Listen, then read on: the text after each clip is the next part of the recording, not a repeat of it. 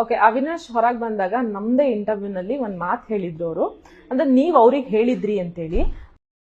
ನಾವೇನಕ್ಕೆ ಮತ್ತೆ ಕೇಳ್ತಾ ಇದೀವಿ ನಿಮ್ಮ ಹತ್ರನು ಅಂತಂದ್ರೆ ಇದಕ್ಕೊಂದು ಕ್ಲಾರಿಫಿಕೇಶನ್ ಬೇಕು. ಅಂಡ್ ಇದು ಇಬ್ಬರದು ಕ್ಯಾರೆಕ್ಟರ್ ಬಗ್ಗೆ ಇರುವಂತ ಒಂದು ಪ್ರಶ್ನೆ, ಹಾಗಾಗಿ ಕೇಳ್ತಾ ಇದೀನಿ. ಅದು ಸಂಗೀತ ಮತ್ತೆ ಕಾರ್ತಿಕ್, ಯಾಕಂದ್ರೆ ಯಾರ ಕ್ಯಾರೆಕ್ಟರ್ ಡ್ಯಾಮೇಜ್ ಆದ್ರೂ ಪಾಪ ಅವ್ರ ಲೈಫಿಗೆ ಪ್ರಾಬ್ಲಮ್ ಆಗತ್ತೆ. ಹಾಗಾಗಿ ಪ್ರಶ್ನೆ ಕೇಳ್ತಾ ಇದೀವಿ. ಅವಿನಾಶ್ ಅವರು ನಮ್ಮ ಇಂಟರ್ವ್ಯೂ ನಲ್ಲಿ ಹೇಳ್ತಾರೆ, ನೀವು ಅವಿನಾಶಿಗೆ ಹೇಳಿದ್ರಂತೆ ಸಂಗೀತ ಕಾರ್ತಿಕ್ ನನ್ನನ್ನ ಇನ್ಅಪ್ರೋಪ್ರಿಯೇಟ್ ಆಗಿ ಟಚ್ ಮಾಡ್ತಾನೆ ಅಂತ ಹೇಳಿ ಒಂದು ಸ್ಟೇಟ್ಮೆಂಟ್ ಕೊಟ್ಟಿದ್ರಂತೆ ಮನೆ ಒಳಗೆ. ನೀವು ಅದೇ ರೀಸನ್ಗೆ ಸಂಗೀತ ಅವ್ರನ್ನ ಟಾರ್ಗೆಟ್ ಮಾಡಿ ಸಾಕಷ್ಟು ಬಾರಿ ನಾಮಿನೇಟ್ ಮಾಡ್ತಾ ಇದ್ರಿ, ಮತ್ತೆ ಸಂಗೀತನ ತುಂಬಾ ನೆಗೆಟಿವ್ ಅಂತ ಹೇಳ್ತಾ ಇದ್ರಿ ಅಂತ. ಅಂದ್ರೆ ನಾನ್ ಕೇಳಿದ್ದವರಿಗೆ ಮೈಕಲ್ ಏನಕ್ಕೆ ಸಂಗೀತನ ಅಷ್ಟೊಂದು ಅಂದ್ರೆ ನೆಗೆಟಿವ್ ಅಂತಿದ್ದಾರೆ. ಯೂಶಲಿ ಮೈಕಲ್ ಆತರ ಯಾರ ಜೊತೆಗೂ ಇರ್ಲಿಲ್ಲ, ಯಾವ ಕಾರಣಕ್ಕೆ ಅಂತ ಹೇಳಿದಾಗ ಅವ್ರು ಇದೊಂದು ರೀಸನ್ ಕೊಟ್ರು. ಇದ್ರ ಬಗ್ಗೆ ನಿಮ್ ಕ್ಲಾರಿಫಿಕೇಶನ್ ಏನು ಅಂತ?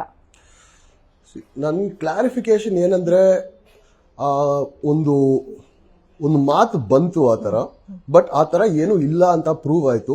ಬಟ್ ನನ್ನ ಪ್ರಕಾರ ಅದು ಆ ಮಾತು ಅಷ್ಟು ದೊಡ್ಡ ವೇದಿಕೆಯಲ್ಲಿ ಹೇಳಿರೇಬಾರ್ದು.